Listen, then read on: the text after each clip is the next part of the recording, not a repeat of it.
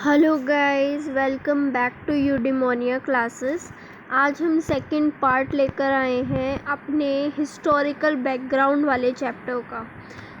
आज हम देखेंगे, हमने लास्ट टाइम डिस्कस करा था 1773 से 1833 तक का लास्ट एक्ट हमने कंप्लीट करा था। उसके बाद आज हमें करना है 1853 तक का। उसके बाद आज हमें करना है 1858 से भारत की आज़ादी तक का 1947 तक का। तो बिल्कुल बेसिक है। आजकल कुछ अजीब अजीब सेलिब्रिटीज़ या अजीब अजीब बातें नहीं हो रही कि सब कहते हैं कि भारत को आज़ादी लीज़ पे मिली है, भारत आज़ाद नहीं हुआ था उस टाइम। तो आज उन लोगों का भी डाउट क्लियर हो जाएगा कि भारत आज़ाद हुआ था या नहीं हुआ था 1947 के एक्ट से। ठीक है, तो आज अभी हम स्टार्ट करते हैं क्राउन रूल को। 1858 में भारत सरकार अधिनियम 1858 आया। ये जो एक्ट था ना, ये 1857 के रिवोल्ट के बाद लाया गया है। ये क्यों लाया गया है? ये इसीलिए लाया गया था कि अभी ब्रिटिशर्स ने कुछ तो गलतियां की थी और उन गलतियों को ठीक करना ज़रूरी था, वरना जो भारतीय हैं वो इनके रूल के अंदर ज़्यादा टाइम तक नहीं रह पाएंगे और इन्हें चाहिए था कि भारत जैसी कॉलोनी को ये खो ना दे। इस वजह से ये एक्ट लाया गया। तो ये जो पहला एक्ट था, ये सिपोय म्यूटिनी जो हुई थी उसके डर की वजह से लाया गया था। अब तक जो ईस्ट इंडिया कंपनी को इनडेफिनिट रूल करने का राइट दिया गया था, अब उसे ख़त्म कर दिया गया। अब भारत ऑफिशियली ब्रिटिश क्राउन के अंदर आ चुका था और एक्ट ऑफ गुड गवर्नेंस भी कहा गया है इसको, क्योंकि ये अच्छा शासन बनाने की कोशिश करने वाले थे भारत के अंदर।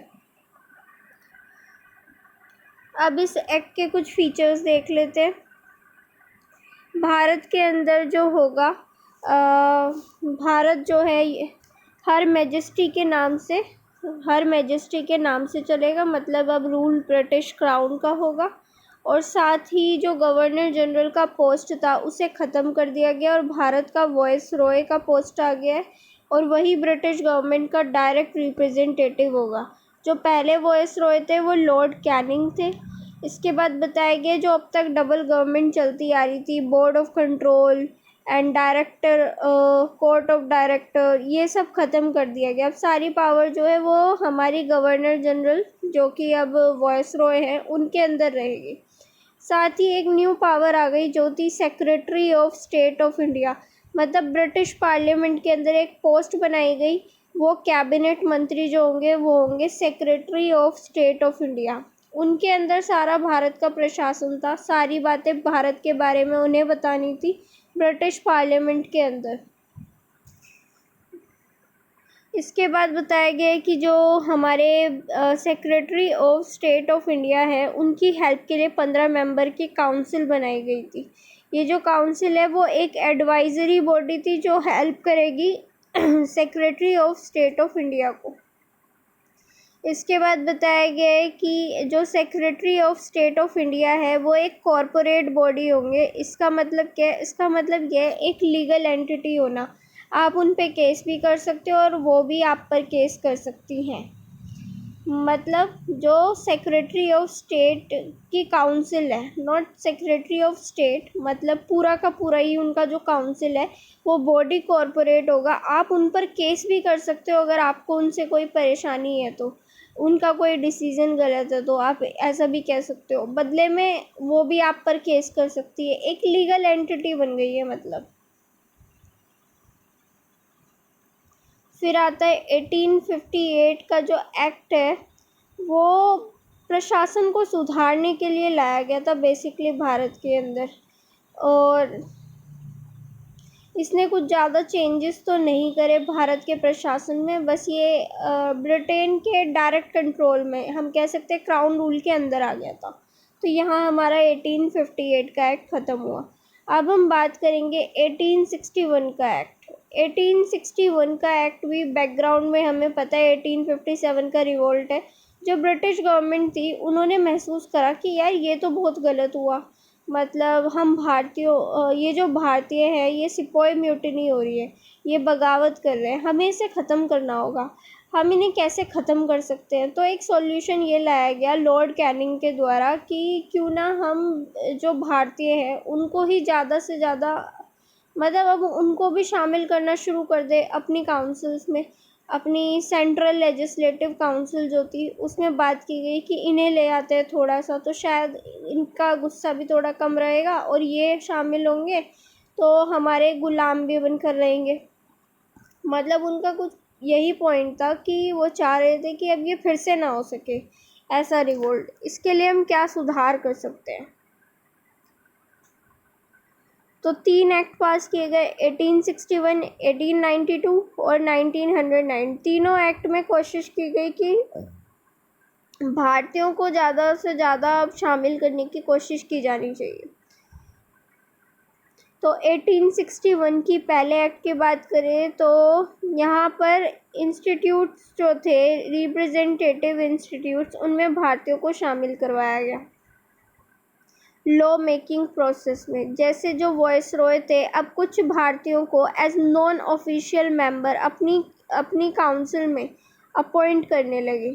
1862 में लॉर्ड कैनिंग जो थे उन्होंने 3 भारतीयों को अपनी लेजिस्लेटिव काउंसिल में शामिल करा, Raja of Banaras, Maharaja of Patiala and sir Dinkar Rao. और इसी से डिसेंट्रलाइजेशन देखने को मिला। और जो पहले बम्बई और मद्रास प्रेसिडेंसी थी जिनको अब गवर्नर जनरल के अंदर कर दिया गया था 1833 के एक्ट से मतलब सारा पावर ले लिया गया था, सेंट्रलाइजेशन हो गया था। अब उसे ख़त्म करके वापस डिसेंट्रलाइजेशन की तरफ गए हैं। अब की बार क्या करा ना इन्होंने इनकी लेजिस्लेटिव काउंसिल को पावर दे दी, प्रोविंशियल लेजिस्लेटिव काउंसिल को, जैसे बम्बई और मद्रास, इनको इनकी पावर्स वापस लौटा दी गई। और 1937 तक ये जो इंटरनल ऑटोनमी है प्रोविंसेस में वो बनी रहेगी। और नए लेजिस्लेटिव काउंसिल बन गए थे कुछ और राज्यों में, जैसे कि अब तक तो हम मद्रास का देख रहे थे, बम्बई का देख रहे थे, लेकिन अब बंगाल और इधर से Punjab, north western provinces, I think it's UP, तो इन सब में ही लेजिस्लेटिव काउंसिल्स आ गई थी। ठीक है।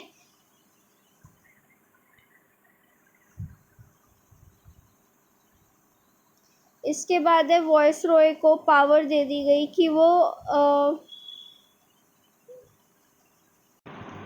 वॉइस रॉय को पावर दे दी गई कि जो भी वर्क है, जो भी काम वगैरह है वो कर सकता है। मतलब उसको ज़्यादा पावर दे दी गई, रूल्स रेगुलेशन बनाना, ऑर्डर पास करना, ताकि काम ढंग से चलता रहे काउंसिल के अंदर।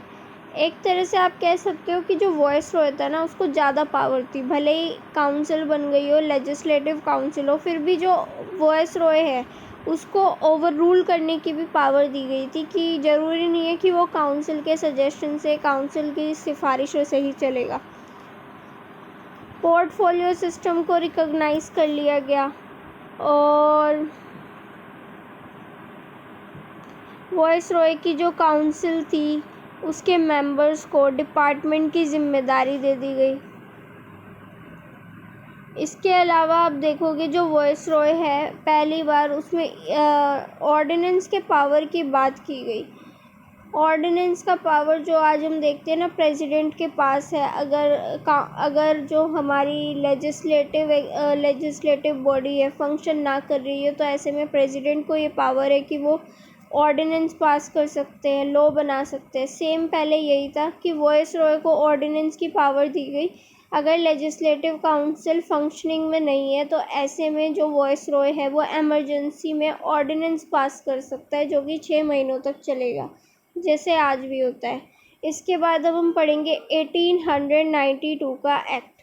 अब जो हमने बताया था कि जो सेंट्रल लेजिस्लेटिव काउंसिल है उसमें एडिशनल मेंबर्स को जोड़ा गया था, भारतीयों को जोड़ा गया था, ऐसे ही वो संख्या और बढ़ा दी गई। इसके अलावा प्रोविंशियल लेजिस्लेटिव काउंसिल्स जो थी राज्यों में बनाई गई थी, उनमें भी इसी तरीके से संख्या बढ़ा दी गई, मेंबर्स की संख्या बढ़ा दी गई।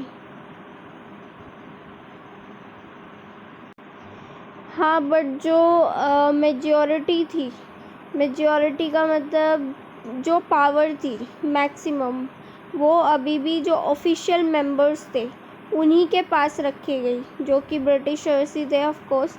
लेकिन जो नॉन ऑफिशियल्स मेंबर्स थे, जिनमें भारतीयों को शामिल किया गया था, उनकी संख्या बढ़ा दी गई थी अब। तो ये लेजिस्लेटिव काउंसिल में जो सेंट्रल वाली थी और जो प्रोविंशियल वाली थी, दोनों में ही भारतीयों की संख्या बढ़ाई गई थी, नॉन ऑफिशियल मेंबर्स बढ़ाए गए थे, लेकिन पावर जो थी वो ऑफिशियल मेंबर्स के पास ही थी। इसके बाद बताया गया जो लेजिस्लेटिव काउंसिल है उसके फंक्शंस को बढ़ा दिया गया और उसको पावर दे दी गई बजट डिस्कस करने की और क्वेश्चंस पूछने की। इसके बाद बताया गया नॉमिनेशन किया गया नॉन ऑफिशियल मेंबर्स का, कहाँ से, प्रोविंशियल लेजिस्लेटिव काउंसिल्स में। देखो, जो नॉन ऑफिशियल मेंबर्स थे, इन शॉर्ट जो भारतीय थे, उनको लाया गया सेंट्रल काउंसिल के अंदर, जो वॉइस रॉय की थी, और साथ ही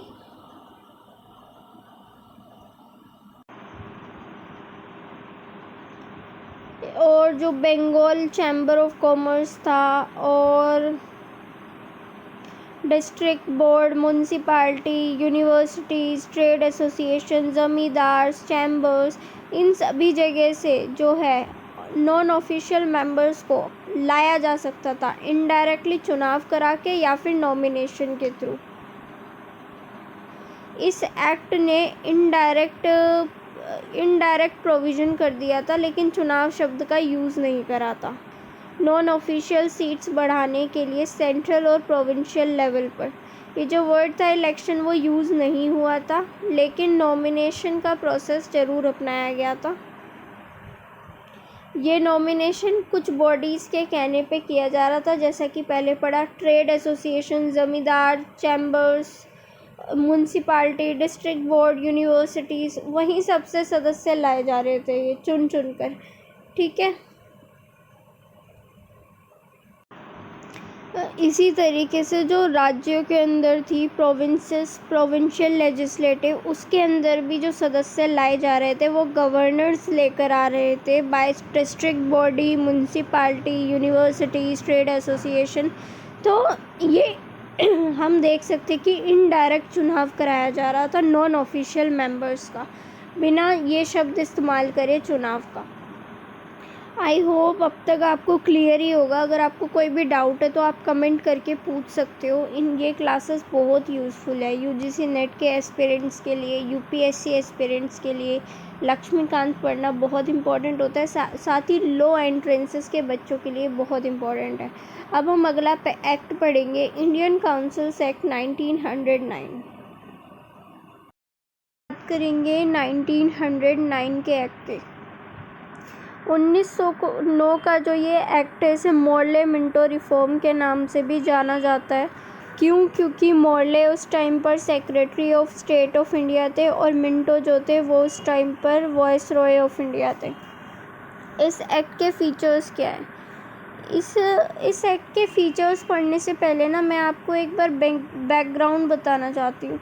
जब ये एक्ट आया होगा 1909 के टाइम, तो याद है इससे पहले 1905 में बंगाल पार्टीशन हो चुका था, साथ ही मुस्लिम लीग बन चुकी थी, साथ ही जो ब्रिटिश गवर्नमेंट थी उनकी पोल भी खुल चुकी थी, क्योंकि वो डिवाइड एंड रूल की पॉलिसी अपना रहे थे। उन्होंने बोला भी था कि हम कोई भला करने के लिए थोड़ी आए हैं, हम तुम्हारे फ़ायदे के लिए थोड़ी आए हैं।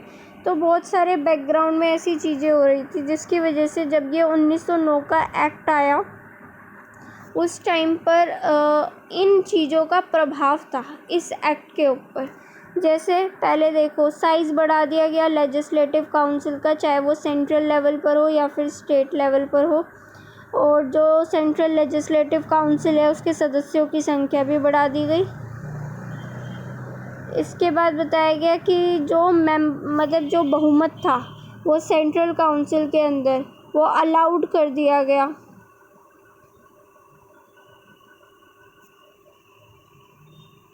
इसका मतलब ये है, देखो सेंट्रल लेवल पर तो ऑफिशियल मेंबर्स को ही अलाउड था वोटिंग वगैरह, और जो नॉन ऑफिशियल थे जिन्हें जो भारतीयों को बनाया जाता था उन्हें कोई वोटिंग वगैरह की पावर तो थी नहीं। तो जो सेंटर लेवल है उस पर तो यही सिस्टम बरकरार रखा गया, लेकिन जो प्रोविंशियल लेवल था उनमें ये करा गया कि जो नॉन ऑफिशियल मेंबर्स थे उनको भी मेजॉरिटी दे दी गई, मेजॉरिटी बहुमत की पावर दे दी गई। इसके बाद है डेलिब्रेटिव फंक्शंस जो थे लेजिस्लेटिव काउंसिल के, वो दोनों लेवल पर कराए गए। लोगों को अलाउड किया गया कि आप क्वेश्चन पूछ सकते हो, बजट के बारे में सवाल कर सकते हो, थोड़ी सी पावर दे दी गई दोनों ही लेवल पर। और पहली बार ही एक भारतीय जो कि थे सत्येंद्र प्रसाद सिन्हा, उन्हें वॉइस रॉय, जो एग्जीक्यूटिव काउंसिल है वॉइस रॉय की, उसमें एज ऑफिशियल मेंबर, अब तक हम पढ़ते आ रहे थे कि नॉन ऑफिशियल मेंबर्स भारतीय शामिल थे, लेकिन अब पहली बार ऐसा हुआ कि ऑफिशियल मेंबर के तौर पे लेजिस्लेटिव काउंसिल में किसी भारतीय को शामिल किया गया। उन्हें लॉ मेंबर बनाया गया था। इसके साथ ही कम्युनल रिप्रेजेंटेशन की शुरुआत हुई। मुस्लिम्स को सेपरेट इलेक्टोरेट की व्यवस्था की गई, मतलब जो मुस्लिम है, मुस्लिम मतदाता ही वोट करेंगे उसे, मतलब जो मुस्लिम वोटर, जो मुस्लिम चुनाव लड़ रहा है ना, उसको वोट देने वाले भी सिर्फ मुस्लिम ही होंगे। इस तरीके से कम्युनल इलेक्टोरेट की व्यवस्था की गई। पहली बार कम्युनलिज्म को फैलाया गया।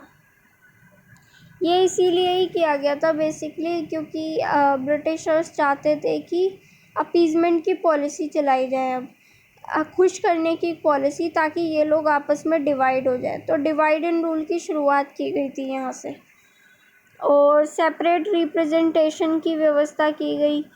प्रेसिडेंसी, कॉरपोरेशन, कॉमर्स, यूनिवर्सिटी, ज़मींदार, मतलब चुनाव की व्यवस्था की गई थी, यहाँ से लोगों को चुनकर भेजना। अब हम बात करेंगे GOI 1919 के एक्ट की। ये जो 1919 का एक्ट था, इसके बैकग्राउंड पे भी हमें नज़र डालनी होगी। 1919 का एक्ट कहीं ना कहीं से आप देखोगे, जो 1909 का एक्ट था उसके बाद कुछ सुधारों की डिमांड थी। मतलब अब गांधी जी की एंट्री हो रही है। आपको पता होगा 1915 में गांधी जी भी लौट आए थे। तो अब बात क्या थी ना, अब तक हम आज़ादी सिर्फ बोलते रहे थे, चीखते रहे थे, आज़ादी चाहिए, आज़ादी चाहिए, आज़ादी चाहिए, लड़ भी रहे हैं अपनी तरफ से, लेकिन कोई वो तो नहीं था कुछ, अब तक कोई पॉजिटिव रिस्पॉन्स तो दिखा ही नहीं हमें। तो अब गांधी जी की एंट्री होती है और गांधी जी समझाते हैं कि भाई देखो, आज़ादी बोलने से कुछ नहीं होगा, अब हमें लड़ने के लिए भी ना एक स्ट्रेटजी चाहिए होगी। आपको पता तो है कि आपको उस रास्ते पर जाना है, लेकिन उस रास्ते पर जाने के लिए क्या क्या चीज़ें लगेंगी, क्या क्या चीज़ें चाहिए, रास्ता कैसे लेना चाहिए, ये सब बातें गांधी जी ने लोगों को समझाई। अब गांधी जी ने कुछ बातें कही, जैसे कि तुम्हें अगर एक होना है, मतलब देश को आज़ादी दिलानी है, पहले ये तो देखो तुम दो में बटे हुए हो। एक तो प्रिंसली स्टेट्स ही थी भारत में, और एक प्रोविंसेस थे। प्रोविंसेस डायरेक्ट कंट्रोल में थे ब्रिटिशर्स के, और जो प्रिंसली स्टेट्स थी वो राजा रानी के अंदर थी, मतलब भारतीय जो थे, और उन्होंने सुजर्निटी एक्सेप्ट कर रखी थी क्राउन की। तो अब क्वेश्चन ये था कि ये दोनों मिलकर, प्रिंसली स्टेट प्लस प्रोविंसेस, ये दोनों मिलकर किस तरीके से ब्रिटिश गवर्नमेंट के खिलाफ इकट्ठे हो और डिमांड करे कि भाई हमें तो डोमिनियन का दर्जा दो, हमें तो प्रोविंशियल ऑटोनॉमी दो। तो ये सारी डिमांड्स जो थी गांधी जी ने समझाई कि कैसे कैसे आपको आगे बढ़ना है। पहले गांधी जी ने बोला कि सबसे पहले तो आप फेडरेशन की डिमांड करो, सब कुछ छोड़ो, सबसे पहले बोलो कि भैया हमें तो फेडरेशन चाहिए। फिर लोगों ने पूछा, अच्छा गांधी जी फेडरेशन क्या होता है? तो गांधी जी ने बताया फेडरेशन मतलब आपको प्रोविंशियल ऑटोनॉमी चाहिए होगी, राज्यों को प्रोविंशियल ऑटोनॉमी, और प्रिंसली स्टेट को सुजर्निटी से फ्री होना है, सुजर्निटी से फ्री होना है।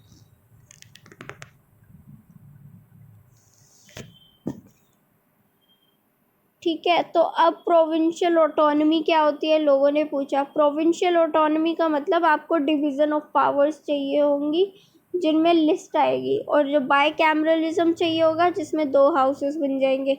तो गांधी जी ने ऐसे ऐसे सजेशन दिए। अब लोगों ने डिमांड्स स्टार्ट कर दी, लोग एजुकेटेड भी हो चुके थे उस टाइम तक काफ़ी। तो उन चीज़ों को देखते हुए ये 1919 का एक्ट आया। ब्रिटिश गवर्नमेंट ने पहली बार अपना इंट्रोडक्शन दिया कि भाई objective was the gradual introduction of responsible government in India. मतलब अपनी तारीफ में कहा कि हम तो अच्छी सरकार लाना चाहते हैं, आपकी पसंद की सरकार लाना चाहते हैं, अच्छी सरकार के लिए ही तो हम आए हैं। तो 1919 का जो एक्ट था वो लाया गया और 1921 में उसको पास कर दिया गया, उसको एनफोर्स करा दिया गया। इस एक्ट को मॉन्टेग चेम्सफोर्ड रिफॉर्म के नाम से भी जाना जाता है। जो मॉन्टेग थे वो secretary of state of India थे और जो चेम्सफोर्ड थे वो वाइसरॉय थे भारत के। इस एक्ट के कुछ फीचर्स हैं, जैसे कि classification of all the subjects into 2 category. अब 2 कैटेगरी बना दी गई, सेंट्रल सब्जेक्ट और प्रोविंशियल सब्जेक्ट। और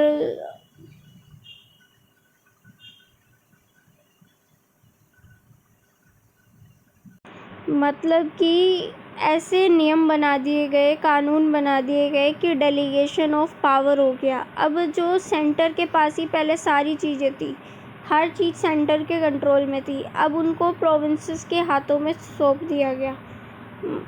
जैसे कि सेंट्रल गवर्नमेंट का कंट्रोल लूज़ कर दिया गया प्रोविंसेस से, और जो सेंटर थी और जो राज्य के लेजिस्लेचर्स थे उनको पावर दी गई कि वो अपनी अपनी लिस्ट के हिसाब से कानून बनाएं। ठीक है, मतलब अब समझ आ रहा है आपको कि ना लिस्ट बना दी गई है। जैसे आज हम देखते हैं ना कि हमारा शेड्यूल 7 में ऐसे 3 करके लिस्ट है ना, कॉन्करेंट, यूनियन, स्टेट, ये सब उसी तरीके से यहाँ पर बना दिया गया कि लिस्ट के अकॉर्डिंग जो प्रोविंसेस है और जो सेंटर है वो अपनी अपनी लिस्ट के अकॉर्डिंग कानून बनाएगा। प्रोविंशियल, लेकिन अब चालाकी क्या करी देखो, गांधी जी ने तो डिमांड करी थी कि हमें ये चीज़ें चाहिए। अब ब्रिटिशर्स ने बोला भाई देंगे, क्यों नहीं देंगे, अच्छी सरकार बनाने ही तो आए हैं। तो ब्रिटिशर्स ने दिया, लेकिन कैसा दिया, मजाक के तौर पे दिया। जैसे देखो, सबसे पहले उन्होंने प्रोविंशियल सब्जेक्ट्स जो थे उनको 2 पार्ट में बांट दिया, ट्रांसफर्ड और रिजर्व। जो ट्रांसफर्ड थे जैसे कि हेल्थ का मुद्दा, एजुकेशन, लोकल गवर्नमेंट, एग्रीकल्चर, ये चीज़ें शामिल कर दी गई उनमें। और जो रिजर्व थे उनमें पुलिस, प्रशासन, justice, prisons, land revenue, finance, ये चीज़ें डाल दी गई। ठीक है, एक हो गया ट्रांसफर्ड और एक हो गया रिजर्व। अब जो ट्रांसफर्ड थे उनको उसमें तो पावर दे दी गई गवर्नर्स को प्रोविंसेस के कि आप खुद बना लो। और जो रिजर्व था उसमें जो हमारा वाइसरॉय था उसके पास ही पावर थी, उसके काउंसिल के पास ही पावर थी। और उनको बोला गया कि ये मुद्दे ऐसे होंगे कुछ जिन पे मैं बनाऊंगा कानून, जिनको मैं देखूंगा। तो ये ड्यूअल स्कीम थी, इसे ही डायरकी का भी नाम दिया गया है। डबल रूल करने की कोशिश की गई थी जो कि अनसक्सेसफुल रहा। क्योंकि खुद सोचो ना, जैसे मान लो बोला है कि एजुकेशन मान लो कि ट्रांसफर्ड लिस्ट में है, स्टेट को दे दिया, लेकिन ज़रा सोचो तो जब स्कूल बनाने के लिए पैसा चाहिए होगा तो रिज़र्व लिस्ट का मुद्दा बन जाएगा वही, तो ये सिस्टम चल नहीं पाया। ठीक है, फिर इसके बाद बोला गया बाय कैमरलिज्म, आपने मांगा था हम वो भी बिल्कुल आपको देंगे, डायरेक्ट इलेक्शन कराए जाएंगे देश के अंदर। तो बाय कैमरल सिस्टम तो आया जिसमें एक अपर हाउस बन गया, एक लोअर हाउस बन गया। जो मेजॉरिटी ऑफ मेंबर्स थे उन्हें डायरेक्ट इलेक्शन के थ्रू चुना गया, लेकिन राज्यसभा जो बना ना वो नाम का ही था, उसमें इतनी पावर नहीं थी, एडवाइजरी बॉडी बनकर रह गई थी। तो अब इसके साथ ही बताया गया कि जो 3 सदस्य होंगे आउट ऑफ 6, जो 3 सदस्य होंगे वाइसरॉय की काउंसिल के, वो भारतीय होंगे। साथ ही कम्युनल रिप्रेजेंटेशन जो पहले 1909 के एक्ट में लाया गया था ना मुस्लिम्स के लिए, अब उसे आगे बढ़ा दिया गया 1919 के एक्ट में Sikh, Christians, Anglo Indians, Europeans तक। और franchise to a limited number of people, मतलब वोटिंग राइट दे दिए गए थे उन लोगों को जिनके पास प्रॉपर्टी है, टैक्स पे करते हैं या पढ़े लिखे हैं। साथ ही हाई कमिश्नर एक नया ऑफिस बना दिया गया भारतीयों के लिए लंदन में, और उसको भी कुछ पावर्स दे दी गई, फंक्शंस दे दिए गए जो पहले secretary of state of India perform करते थे। और साथ ही पब्लिक सर्विस कमीशन बनाया गया, जो आज आप यूपीएससी देखते हो ये वही है, ठीक है। 1926 में इसको लागू कर दिया गया था, बना दिया गया था सिविल सर्वेंट को चुनने के लिए। इसके बाद पहली बार आप देखोगे बजट जो थे प्रोविंशियल बजट को सेंट्रल बजट से अलग कर दिया गया। अब प्रोविंसेस को बोला गया कि आप अपना बजट खुद बना सकते हो।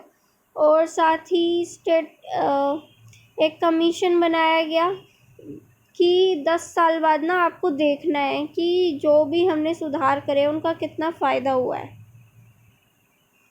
उसके बारे में रिपोर्ट बनानी है हर 10 साल में, मतलब अब जो अगले 10 साल आएंगे उसमें। साथ ही चैम्बर ऑफ प्रिंसेस, हाँ अब देखो क्या हुआ कि अपीजमेंट पॉलिसी तो करनी थी। गांधी जी की एक डिमांड क्या थी कि आप वो दे दो, सुजर्निटी ख़त्म करवा दो, ठीक है, आज़ादी दो प्रिंसली स्टेट्स को। तो अब क्या हुआ कि प्रिंसली स्टेट्स की आज़ादी के नाम पर उन्होंने चाल चली अपीजमेंट की। और पहली बात तो यही थी, भले ही हम कितना भी बोल ले कि प्रिंसली स्टेट्स आज़ाद होने चाहिए, लेकिन होएंगे थोड़ी। वो खुद भी इस लालच में थे कि ब्रिटिशर्स हैं तो हम हैं, वरना कोई फ़ायदा नहीं है इस देश में। मतलब वो समझ गए थे, इतने सालों का रूल की आदत थी, वो क्राउन रूल में रहना पसंद करते थे। तो इस वजह से क्या हुआ कि उन्होंने कभी सुजर्निटी पहली बात तो मांगी ही नहीं, ठीक है। और दूसरी बात ये चैम्बर ऑफ प्रिंसेस, उनकी खुशामदी में, मतलब उनको खुश करने के लिए एक चैम्बर बनाया गया 1921 में। जैसे राज्यसभा लोकसभा था, ऐसे ही एक थर्ड चैम्बर बना दिया गया था जिसके 120 सदस्य थे। 108 राज्य से प्रिंसेस और 12 रिप्रेजेंटेटिव फ्रॉम अदर स्टेट्स, ऐसे सदस्य थे इसके। हेड करता था इनको वायसरॉय, ठीक है। अब इसके बाद हम बात करेंगे साइमन कमीशन की। अब तक का आपको आई होप समझ आ रहा होगा, लेकिन अगर नहीं आता है ना, बिल्कुल भी हेजिटेट ना करके प्लीज़ कमेंट करें, हम उनका जवाब देंगे। इसके बाद है साइमन कमीशन। अब जो साइमन कमीशन है, आपको याद है जैसे इस पॉइंट में बताया गया था कि 10 साल बाद जो है वो रिपोर्ट भेजी जानी चाहिए। तो 10 साल बाद रिपोर्ट बनाई जाएगी सुधारों के ऊपर। अब ये 10 साल से पहले ही आ गई थी, 1927 में साइमन कमीशन आ गया। ब्रिटिश गवर्नमेंट ने 7 सदस्यों का ये कमीशन बनाया था, जिसका भारत में विरोध किया गया था क्योंकि एक भी भारतीय इसका सदस्य नहीं था, और हमारे लिए ही ये बनाया गया फिर भी। तो 1930 में इसने अपनी रिपोर्ट पेश कर दी। इसने बोला कि एबॉलिशन ऑफ डायरकी कर दो, डायरकी किसी काम की नहीं, हटाओ। रिस्पॉन्सिबल गवर्नमेंट लाने की कोशिश करो राज्यों के अंदर, और फेडरेशन बनाओ princely federation of British India and princely states. और जो कम्युनल इलेक्टोरेट थे वो तो ऐसे ही चलने दो। तो ये जितने भी सजेशन थे इस कमीशन के, उनको ब्रिटिश गवर्नमेंट ने डिस्कस करने के लिए 3 राउंड टेबल कॉन्फ्रेंस करी। British government plus princely states plus British India, इन सब का मिलकर। इन्हीं बेसिस पे जो डिस्कशन हुए थे, राउंड टेबल कॉन्फ्रेंसेस हुई थी, उनके बेसिस पे वाइट पेपर आया। वाइट पेपर मतलब जिसमें रूल्स एंड रेगुलेशन होते हैं, फुल एंड फाइनल होता है, उसे बनाया गया, सबमिट किया गया पार्लियामेंट के अंदर। और जो पार्लियामेंट थी उसने इन्हें कुछ सुधारों के साथ आगे एज 1935 का एक्ट पेश कर दिया। अब 1935 के एक्ट से आने से पहले कम्युनल अवार्ड की बात की गई। रामसे मैकडॉनल्ड, जो कि ब्रिटेन के प्राइम मिनिस्टर थे, उन्होंने बोला कि हमें जो अल्पसंख्यक हैं उनके रिप्रेजेंटेशन की बात करनी चाहिए। अब इनमें उन्होंने अल्पसंख्यक बोला कि नहीं, जैसे पहले मुस्लिम्स थे, सिख थे, एंग्लो इंडियन क्रिश्चियंस, इन सब के लिए व्यवस्था की गई थी। ऐसी एक डिप्रेस्ड क्लास है भारत में, एससी, इनको भी हमें एक सेपरेट इलेक्टोरेट की व्यवस्था करनी चाहिए। गांधी जी ने इसे सुनकर बहुत बहुत डिस्ट्रेस हुए। उन्होंने बोला कि ये तो बदतमीजी है, आप कम्युनल रिप्रेजेंटेशन को बढ़ावा दे रहे हो। तो गांधी जी ने उस टाइम पे जो कि जेल में थे, यरवदा जेल से ही उन्होंने अपना फिर अनशन चालू कर दिया भूखे रहकर। फिर उसके बाद कांग्रेस और अंबेडकर जो कि डिप्रेस्ड क्लासेस के लीडर थे, उनके बीच में समझौता हुआ कि हाँ ठीक है, हम डिमांड नहीं करेंगे अब। उसका सॉल्यूशन ये हुआ कि गांधी जी ने वादा करा कि इतना रिप्रेजेंटेशन रेशो आप चेक कर लेना एक बार, कि इतनी सीट्स आपके लिए फ़िक्स कर देंगे हम। तो इस तरीके से ये एग्रीमेंट हो गया।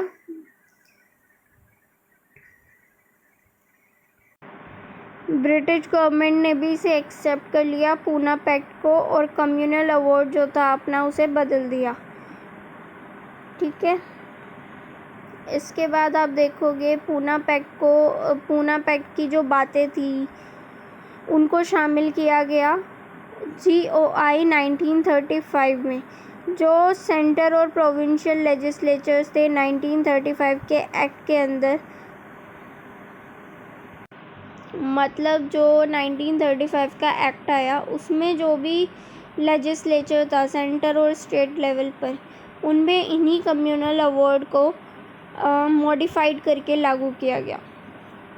ठीक है, मतलब रिजर्वेशन तो दिया गया बट नॉट लाइक कम्युनल वाला कि वही वोट कर सकता है, ऐसी व्यवस्था नहीं की गई थी।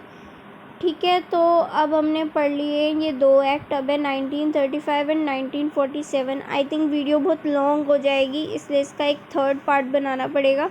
सो आई होप आपको समझ आया है ये पूरा का पूरा। अगर कोई चीज़ समझ नहीं आती है तो आप पूछ सकते हो। और बाकी ये लक्ष्मीकांत का लेटेस्ट एडिशन है जो कि मैं आपको समझा रही हूँ। अब तक ये यूट्यूब पर अवेलेबल भी नहीं है। और बाकी दूसरी बात कि ये UGC नेट के लिए, UPSC के लिए, लो एंट्रेंसेस के लिए बहुत यूज़फुल क्लासेस हैं। अगर आप ये नहीं देखोगे आपके क्वेश्चंस वैसे भी सॉल्व नहीं हो सकते। आपको लक्ष्मीकांत पढ़ना बहुत इम्पोर्टेंट है इसीलिए। सो आप प्लीज़, अगर हाँ एक और बात कि आप CUET UG PG की भी प्रिपरेशन कर रहे हैं फॉर पॉलिटिकल साइंस, तो ये बहुत ही इम्पॉर्टेंट है। So please follow, share, subscribe ज़्यादा से ज़्यादा, ताकि और लोगों तक भी ये न्यू लेटेस्ट लक्ष्मीकांत का एडिशन पहुंच सके। और इस तरीके से आई एश्योर यू, इतना डिटेल में जाके मैं बताने की कोशिश कर रही हूँ। अगर फिर भी आपको लगता है कि नहीं समझ आ रहा है तो आप बता सकते हो। I am ready to teach beyond my capacity and beyond your capacity also. आप सुन नहीं पाओगे उतना अच्छा मैं आपको बताने की क्षमता रखती हूँ। तो प्लीज़, मैं असिस्टेंट प्रोफेसर हूँ, इसलिए मेरा नॉलेज पॉलिटिकल साइंस का अच्छा ही है। तो आप प्लीज़ इसको शेयर भी करें, फॉलो भी करें, and thank you so much.